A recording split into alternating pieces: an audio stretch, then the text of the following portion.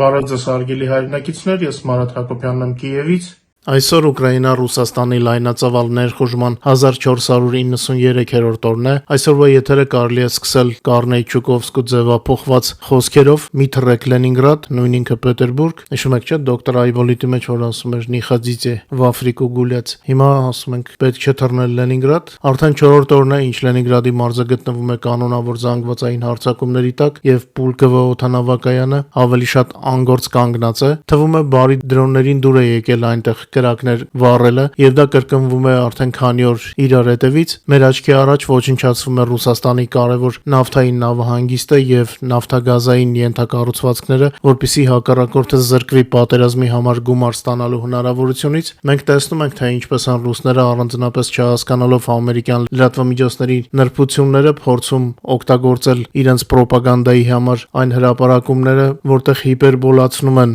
Ռուսաստանի հնարավոր ստանալիք եկամուտները Իրանի պատճառով նավթի գնի թանկացման առումով։ Կրեմլից շատ ռոպագանդիստներ Թրամփի վրա ճնշում գործադրելու համար գրված հոդվածները ընդունում են որպես իրենց համար վերլուծություն։ Նրանք չեն հասկանում, որ այդ նյութերը հիմնականում գրվում են ուկրաինամետ ամերիկյան եւ ոչ միայն ամերիկյան լրատվամիջոցների կողմից, Ուկրաինայի կողմից լոբինգի համար։ Օրինակ, այդ հոդվածները գրվում են Թրամփի վրա ճնշումը մեծացնելու համար, որպեսզի նա այլևս չհանի պատժամիջոցները Ռուսաստանից նավթի գների նվազեցնելու հույսով։ Եվ այս հարցում մենք բազում դաշնակիցներ ունենք, սկսած դեմոկրատներից, վերջացրած անկախ վերլուծաբաններով, եւ եթե Թրամփը ում կասկածում են Պուտինի նկատմամբ ոչ առողջ հետաքրքրության մեջ, հերթական անգամ որոշի հանել ինչ-որ պատժամիջոցներ, նա պետք է հասկանա, որ ստիպված կլինի պատասխան տալ ամերիկյան ժողովրդի առաջ։ Իսկ մենք մեր հերթին ոչնչացնելով Ռուսաստանի արտահանման ենթակառուցվածքները, Պուտինին զրկում ենք հնարավոր դրամական մուտքերից եւ Թրամփին ցույց ենք տալիս, որ Ռուսաստանին օգնելու նրա բոլոր փորձերը կփշրվեն ռուսական նավթագազային ենթակառուցվածքներին հասցվող մեր հարվածներից։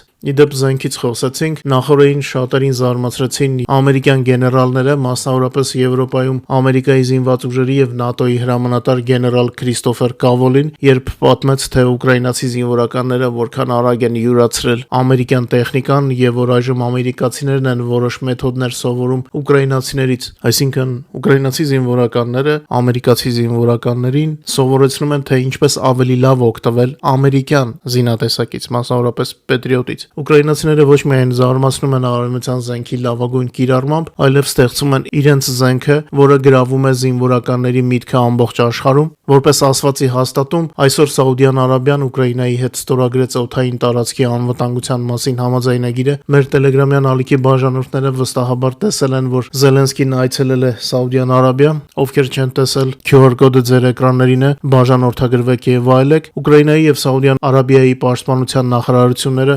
պաշտոնապես համագործակցության կարևոր պայմանավորվածություններ են ձեռք բերել։ Զելենսկին հայտնել է, որ Սաուդյան Արաբիայի թագաժարանք Մուհամմեդ բին Սալման Ալ Սաուդիի հետ հանդիպման մեկնարկից առաջ ստորագրել է համապատասխան փաստաթուղթը։ Այս համաձայնագիրը հիմք է դնում հետագա պայմանագրերի, տեխնոլոգիական համագործակցության եւ ներդրումների համար, ուժեղացնելով Ուկրաինայի միջազգային դերը որպես անվտանգության դոնոր։ Նախագահը նշել է, որ Ուկրաինան պատրաստ է կիսվել իր փորձաքննությամբ եւ համակարգերով Սաուդյան Արաբիայի հետ եւ համագործակցել կյանքերի պաշտպանության ուժեղացման համար։ Քննարկվել է նաեւ իրավիճակը Մերձավոր Արևելքում եւ Ծոցի տարածաշրջանում Ռուսաստանի կողմից իրանական վարչակարգին ցուցադրվող օգնությունը, իրավիճակը վառելիքի շուկաներում եւ հնարավոր էներգետիկ համագործակցությունը։ Այժմ, երբ Ուկրաինան արդեն ունի մի քանի նման համաձայնագրեր այս տարածաշրջանում, կարելի է համարձակորեն ասել, որ Ուկրաինան մուտք է գործել Մերձավոր Արևելք, իսկ որքան շատ ենք մենք որևէ տարածաշրջանում, այնքան քիչ է այնտեղ Ռուսաստանը։ Իդեպ այդ խղճուկները տնտեսության փլուզման ֆոնին արդեն մտածում են օգտագործել Ռուսաստանի քաղաքացիների բոլոր բանկային ավանդները տնտեսությանը սատարելու պատրվակով։ Կարծում եմ այնտեղ բնակվող մեր հայրենակիցները, ովքեր չեն աջակցում Պուտինին, կգտնեն, թե ինչպես չթալանվեն Պուտինի կողմից։ Գիտեք երևի ինչ անել։ Ռուսաստանի էկոնոմիկայի նախկին փոխնախարար Կիրիլ Անդրոսովը առաջարկել է օգտագործել ռուսների բանկային խնայողությունները ռուսական տնտեսությունը իբր զարգացնելու համար, ել չեն ասում, որ պատերազմի համար փողը առաջի երիքում Անդրոսովը նշել է, որ այժմ ռուսական բանկերում ֆիզիկական անձանց հաշիվներին կան մոտ 67 տրիլիոն ռուբլի, դա Ռուսաստանի հնայի գրեթե 30%-ն է, քանի որ տոտալիտար երկրներում եթեր են հեռարձակվում միայն Կրեմլի կողմից թույլատրված մտքերը, կարելի է ենթադրել, որ սկսվել է քաղաքացիներին նախապատրաստելու գործընթացը այն մտքին, որ իրենց ավանդները այլևս իրենցը չեն։ Իսկ Ամերիկայի բանակը ոչնչացրել է Իրանի խոշոր ռազմական նավերի 92%-ը, այս մասին հայտնել է ադմիրալ Կուպերը։ Ամբողջ գիշեր հարվածները Իրանին շարունակվել են, մեր տելեգրամյան ալիքի բաժանորդները վստահ եմ արդեն տեսել են կադրերը նաև Իրանից։ Իսրայելը փորձում է քարը քարի վրա չթողնել։ Իրանում ոչնչացվում են ռազմական օբյեկտներ, հրթիռների եւ ականների պահեստները։ Իր հերթին Ամերիկայի ռազմաօդային ուժերը հարվածել են Իրանի կենտրոնական մասում գտնվող Քոց քաղաքի ստորգետնյա օբյեկտներին, կիրառելով GBU-57 հակաբունկերային ռումբերը։ Ըստ իրանական աղբյուրների հարվածը հասցվել է հրթիռների ստորգետնյա պահեստին։ Հարվածները շատ են, հերթով չթելադրեմ, Telegram-ում ամենակարևորը տեղադրել ենք։ Իսկ Օսին համայնքը արձանագրել է առնվազն 747 չվերթ, որոնք իրականացվել են ամերիկյան ռազմաօդային ուժերի կողմից Իրանի դեմ արշավի անցած 25 օրվա ընթացքում եւ չվերթները շարունակվում են նաեւ այսօր։ Իդեպ Ամերիկան դիտարկում է հարվածներ հասցնել իրանական նավթի արտահանման առանցքային կետերին, վտանգի տակ են հայտնվել այն կղզիները, որոնք Իրանին թույլ են տալիս վերահսկել Հորմուզի նեղուցը։ Պենտագոնը պատրաստվում է Իրանի դեմ ուժային գործողության վճռական փուլին եւ դիտարկում է հարվածների տարբերակներ նավթի արտահանման ամենացավոտ կետերի եւ Հորմուզի նեղուցի վերահսկողության ուղղությամբ։ Ըստ Axios-ի քննարկվում են սցենարներ, որոնք կարող են կտրուկ սահմանափակել իրանական նավթի արտահանումը եւ թույլատրել Թեհրանի ռազմական կարողությունները։ Եթե ամերիկյան գործողությունը հաջող անցնի, Իրանը կկորցնի բանակցություններում գլխավոր լծակը նեղուցի վերահսկողությունը, ինչպես նաև նավթագազային բոլոր եկամուտները։ Խոսքը գործողությունների մասին է, որոնք կարող են էապես ազդել նավթի համաշխարհային շուկայի եւ տարածաշրջանում նավագնացության անվտանգության վրա։ Դիտարկվող տարբերակների թվում է Խարկ կղզու դեմ գործողությունը, որը համարվում է իրանական նավթի արտահանման գլխավոր կենտրոնը։ Դրանով է անցնում համաշխարհային շուկա մատակարարվող հումքի զգալի մասը։ Քննարկվում է նաև Լարակ կղզու դեմ գործողության սցենարը, որտեղ տեղակայված են բունկերներ, ռադարներ եւ մոտորանավակներ, որոնք Իրանը օգտագործում է Հորմուզի նեղուցը համաշխարհային նավթային առևտրի առանցքային ուղիներից մեկը վերահսկելու համար։ Մեկ այլ տարբերակ է համարվում Աբու Մուսա կղզու եւ նեղուցի մուտքի մոտ գտնվող երկու փոքր կղզիների գրավումը։ Այս տարածքները վերահսկվում են Իրանի կողմից, սակայն դրանց հավակնում է նաև Արաբական Միացյալ Էմիրությունները։ Առանձին սցենար է նախատեսվում Հորմուզի նեղուցի արևելյան կողմից իրանական նավթ տեղափոխող նավերի շրջափակումը կամ գրավումը։ Բացի այդ, ըստ աղբյուրների, Պենտագոնը դիտարկում է ցամաքային գործողությունների հնարավորությունը բարձր հարստացված ուրանի հետ կապված օբյեկտների նկատմամբ վերահսկողություն հաստատելու նպատակով։ Ստացվող տեղեկությունների համաձայն Իրանը արդեն պատրաստվում է ակտիվ մարտական գործողությունների եւ կղզիները տեղափոխում գրոհային խմբեր, հետևակ եւ զենք հավանական հարձակումը հետ մղելու համար, քանի որ ինչպես այս անցած 26 օրերը ցույց տվեցին, որ գործ ունենք ավազակախմբերի հետ, ֆանատիկ ավազակախմբերի հետ, ինձ թվում է Հայաստանի ղեկավարությունը պետք է ավելի զգույշ լինի, որովհետեւ չգիտենք Թեհրանի ռեժիմի մնացորդները ինչ քայլերի են ընդունակ, թե մինչեւ ուր կհասնեն, փորձելով վնասել հարևաններին, պետք է ամեն ինչ անել, որպեսզի նրանց հայացքը դեպի Հայաստան չուղղվի։ Իդեպ վերադառնալով ուկրաինական հարվածներին, ասեմ, որ ոչ միայն Լենինգրադի մարզում էին բարի դրոնները այց կատարում, հաջող հարձակումներ են եղել նաև Սմոլենսկի եւ Վոլգոգրադի մարզերում։ Մարզերի թիվը մեծ է, պարզապես մանրամասներ դեռ չկան։ Դե գիտեք, ռուսները իրենց կորուստները թաքցնում են, իսկ ուկրաինական գենշտաբը առանց ստուգելու բան չի ասում, այնպես որ սպասում ենք հնարավոր դետալներին, հենց լինի կտեղեկացնենք եւ Telegram-ում եւ YouTube-ում։ Ասեմ, որ մարտի 27-ի գիշերը բարի դրոնները կրկնակի հարվածներ են հասցրել Ռուսաստանի Լենինգրադի մարզի ռազմավարական օբյեկտներին։ Ըստ նախնական տեղեկությունների, թիրախում են հայտնվել նորից Ուստ-Լուգա եւ Պրիմորսկ նավթային նավահանգիստները։ Պրիմորսկի եւ Ուստ-Լուգայի միջոցով օրական արտահանվում էր մոտ 2 միլիոն բարել նավթ, ինչը Կրեմլին թույլ էր տալիս գումարներ ստանալ Ուկրաինայի դեմ պատերազմը շարունակելու համար։ Ուստի Ուկրաինայի զինված ուժերը դրանք օրինական կերպով ենթարկում են հարձակման։ Բացի այդ, բարի դրոնները գրոհել են ռազմավարական օբյեկտներ Ռուսաստանի Վոլգոգրադի մարզում։ Նախնական տվյալներով հարված է հասցվել Չերեպավեցի ապատիտ քիմիական գործարանին, տեղեկություններ կան նաև Սմոլենսկի ավիացիոն գործարանի վրա հարձակման մասին, սակայն եթերի պատրաստման պահին մանրամասներ դեռ չկան։ Իդեպ երևի մեր Տելեգրամում արդեն տեսել եք, Ուստ-Լուգայում ուկրաինական հարվածների ֆոնին խժդժություններ էին սկսվել, տպավորություն էր, որ աշխատողները ցանկանում էին փախչել տարածքից, բայց նրանց դուրս չէին թողնում։ Բավական մասսայական տուր-դմփոց էր, կադրում հարյուրավոր մարդիկ էին եւ ամենայն հավանականությամբ ազգությամբ ռուսներ չէին,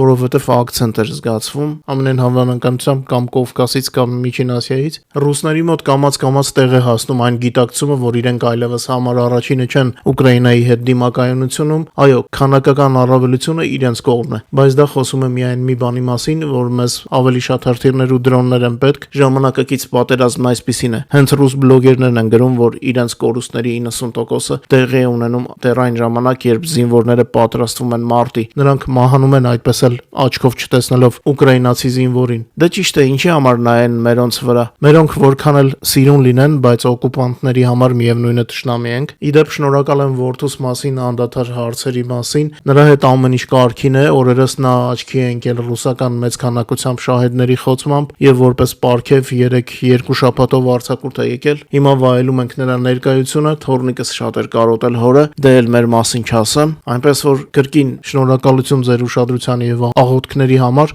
դուք աննկարագրելիորեն աջակցում եք, դե իսկ թշնամու մեծ քանակությամբ դրոններ խոցելու համար երևի պատկերացնում եք իմ հպարտությունը որպես հայր, դա նույնպես աննկարագրելի զգացողություն է։ Վերադառնալով ռուսներին ասեմ, որ ռուսական ռազմական Z բլոգեր եւ նախկինում Օթաչու Իլյա Տումանովը, ով հայտնի է Fighter Bomber մականունով, կտրուկ է արձագանքել Լենինգրադի մարզի Պրիմորսկի նավթային տերմինալին հասցված հարվածին։ Նա ոչ միայն խոստովանել է ուկրաինական հարձակումների կործանարար լինելը եւ աճը, այլև իր դժգոհությունն է հայտնել ռուսական իշխանությունների գործողություններից։ Իսում է նրանք դժգոհելով Պուտինից մինչև վերջ չեն հասկանում, որ Պուտինը այլ գործիքակազմ չունի, գնալով սպառվում է։ Fighter Bomber-ը հրապարակել եւ մեկնաբանել է Պրիմորսկում հորիզոնը ծածկած հսկայական հրդեհի լուսանկարը, որը ձեր էկրաններին է, գրելով էպիկական լուսանկար է, բայց կա մի նրբություն, սա Օդեսան չէ։ Նրա խոսքով, չնայած Ռուսաստանի պաշտպանվելու փորձերին, Ուկրաինայի հարվածներն էլ ավելի հեռահար ու դիպուկ են դարձել։ Իհարկե Օդեսան չէ սա։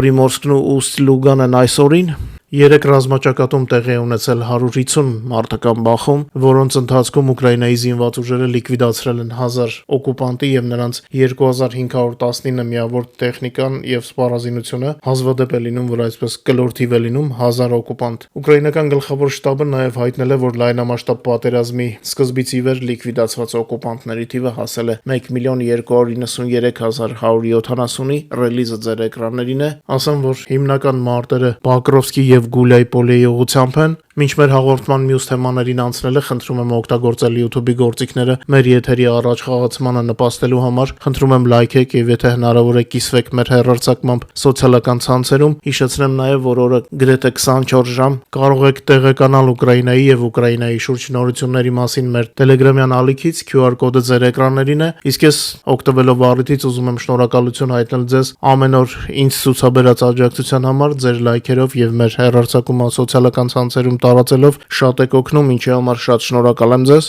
Դե իսկ Պակիստանի եւ Աֆղանստանի միջև վերսկսվել են կատաղի մարտերը, աշխարհն այնքան էլ ուշադիր չէ այս հակամարտությանը, սակայն տարածաշրջանային երկրները փորձում են խաղաղացնել իրավիճակը, չնայած իմ կարծիքով այս հակամարտությունը վաղուց էր հասունանում եւ եթե նույնիսկ դադարի, մեծ հավանականությամբ հետո նորից կշարունակվի, այնտեղի յուրահատկությունն է այդպիսին։ Իսկ Ամերիկայի Սենատում կքննարկեն Հունգարիայի դեմ պատժամիջոցների օրինագիծը Կիևին օգնությունը արգելափակելու համար։ Ամերիկյան Սենատում պատժամիջոցներ են նախապատրաստում հունգարացի պաշտոնյաների դեմ Block Putin Act բնորոշ անվանումով նախաձեռնությունը մտադիր են քննարկման ներկայացնել արդեն այս շաբաթ։ Նման տեղեկատվություն է հրապարակել Financial Times-ը։ Պարզ է, որ Օրբանի վրա ճնշում գործադրելու փորձ է, բայց այստեղ հետաքրքիր կլինի հետևել Թրամփի շարժումներին։ Մինչ Թրամփն ու Պուտինը Օրբանի միջոցով փորձում են Ուկրաինային զրկել ֆինանսավորումից, Ամերիկայի սենատորները ձիով քայլ են անում։ Սա Թրամփի համար նոր շպագատ է։ Սենատորները ցանկանում են հարվածել նրա դաշնակից Օրբանին, չնայած բոլորը կռահում են, որ առանց Թրամփի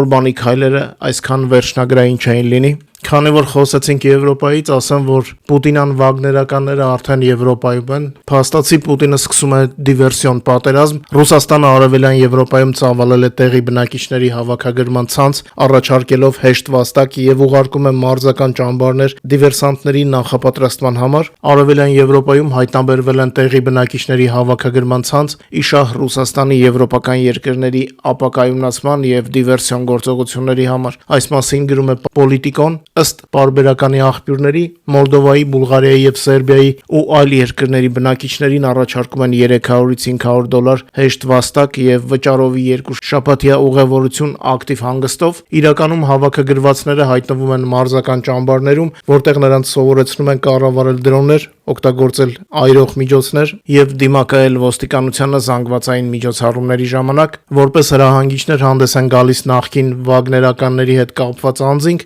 Դասընթացն անցնելուց հետո նման խմբերը ուղարկվում են եվրոպական երկրներ, այսպես կոչված հիբրիդային հարձակումներ իրականացնելու համար։ Ասեք, որ սպասելի էր այսպիսի բան, պատերազմը բոլոր հարթություններում է եւ վաղուց անցել է շատ պետական սահմաններ, իսկ Վլադիմիր Զելենսկին Սաուդյան Արաբիա կատարած աշխատանքային այցի շրջանակում հանդիպել է տարածաշրջանում աշխատող ուկրաինացի ռազմական մասնագետներին։ Երկրի ղեկավարի խոսքով մասնագետները վերլուծել են իրավիճակը օպերացիոն մակարդակում եւ մատնանշել տեղական հոբ համակարգի հիմնական խնդիրները։ Ուկրաինական թիմի հիմնական խնդիրն է առաջարկել լուծումներ իրանական շահեդներից եւ հրթիռներից պաշտպանության մակարդակը բարձրացնելու համար։ Զելենսկին նշել է, որ արդեն արդյունքներ կան։ Ուկրաինացի փորձագետներն արդեն գործընկերներին են փոխանցել ենթակառուցվածքների եւ բնակչության պաշտպանության վերաբերյալ կոնկրետ գործնական մշակումներ, որոնք ձեռք են բերվել Ռուսաստանի դեմ պատերազմի տարիներին։ Նախագահը ընդգծել է, որ ուկրաինացի մասնագետների աշխատանքը մեծ հետաքրքրություն է առաջացրել արտերկրում։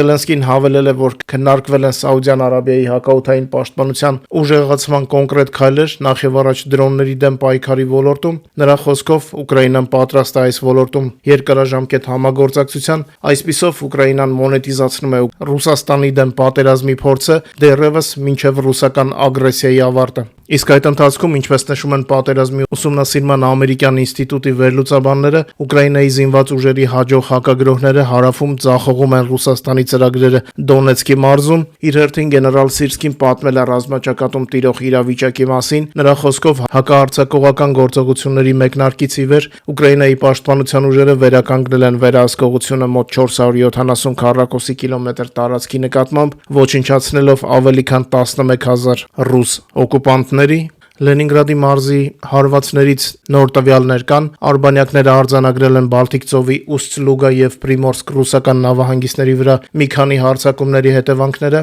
Մասնավորապես արբանյակային կադրերից երևում է, որ Ուստ-Լուգա օյլ տերմինալում հրդեհը շարունակվում է, նաեւ հզոր բռնկում է դեռևս արձանագրվում Պրիմորսկի նավահանգստում։ Ռեզերվուարներից մեկը ամբողջությամբ ոչնչացված է, մյուսները պատված են ուժգին կրակով։ Դատելով լուսանկարներից հրդեհները մարել մինչ այժմ չի հաջողվել։ Ուկրաինայի պաշտպանության ուժերի հարվածները ծայրահեղ արդյունավետ են եւ զգալի վնաս են հասցրել ագրեսորի երկրի արտահանման հնարավորություններին։ Լրատվամիջոցները գրում են Ուստ-Լուգա նավահանգստում բունտերի մասին։ Ըստ նոր տվյալների նավահանգստում աշխատող միգրանտները դժգոհ են եղել, որ պահպանությունը թույլ չի տվել նրանց մտնել աշխատավայր դրոնների հարձակման պատճառով։ Արդյունքում նրանց եւ պահապանների միջև կոնֆլիկտներ են առաջացել։ Դա ինչպես ասացի եթերի առաջին մասում մեր Telegram-ում տեղադրել ենք կադրերը։ Իսկ Ուկրաինայի գլխավոր շտաբը այսօր արդեն հայտնել է որոշ հաստատված տվյալներ երեկվա խոցումների մասին։ Ռուսաստանի Լենինգրադի մարզի Կիրիշիի նավթավերամշակման գործարանի վրա ուկրաինական դրոնների հարվածի հետևանքով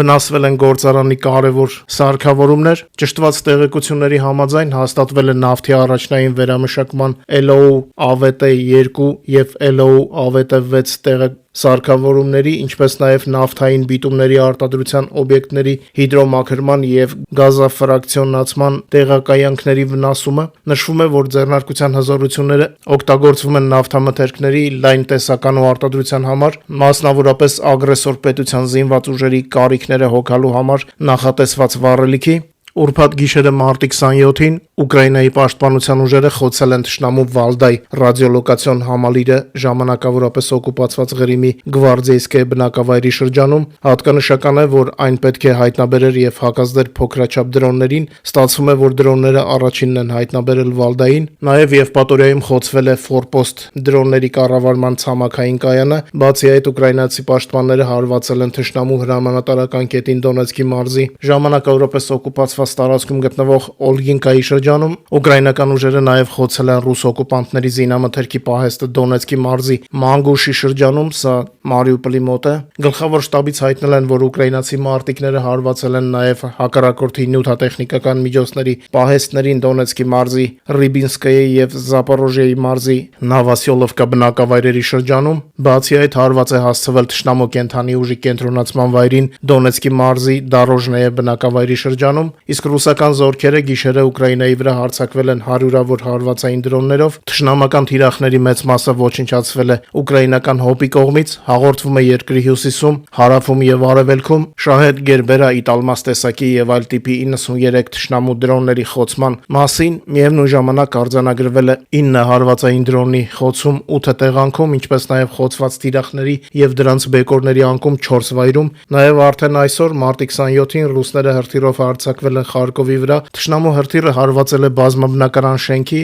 արդեն հայտնի է 8 տուժածների մասին։ Կարծես այսօր Թրամփից քիչ խոսեցինք, մի լուր էլ նրա մասին պատմեմ, քանի դեռ Ամերիկայի նախագահը հետաձգել է էներգետիկ ենթակառուցվածքներին հասցվող հարվածների վերսկսումը մինչև ապրիլի 6-ը, տպավորություն է ստեղծվում, որ ապրիլի 6-ից կսկսվեն ոչ միայն հարվածներ Իրանի էներգետիկային, այլև ցամաքային գործողություն։ Միգուցե Թրամփի կրոնական զգացմունքներն են, որ թույլ չեն տալիս զատիկից մեկ շաբաթ առաջ պատերազմը թեժացնել։ Այս ֆոնին Ամերիկայի զինված ուժերի կենտրոնական հրամանատարության ղեկավար Ադմիրալ Բրեդ Կուպերը կոչ է արել Իսլամական հեղափոխության պահապանների կորպուսի ռազմածովային ուժերի զինծառայողներին լքել իրենց պոստերը կապված հրամանատար Ալի-Ռզա Թանկսիրիի մահվան հետ։ Հայտարարության մեջ Կուպերը նշել է, որ Իսլամական հեղափոխության պահապանների կորպուսի ռազմածովային ուժերի բազմամյա հրամանատար Ալի-Ռզա Թանկսիրիի մահը հանգեցնում է ստորաբաժանման անվերադարձ անկմանը։ Մեջբերեմ, ԱՄՆ ռազմական հարվածները շարունակվելու են,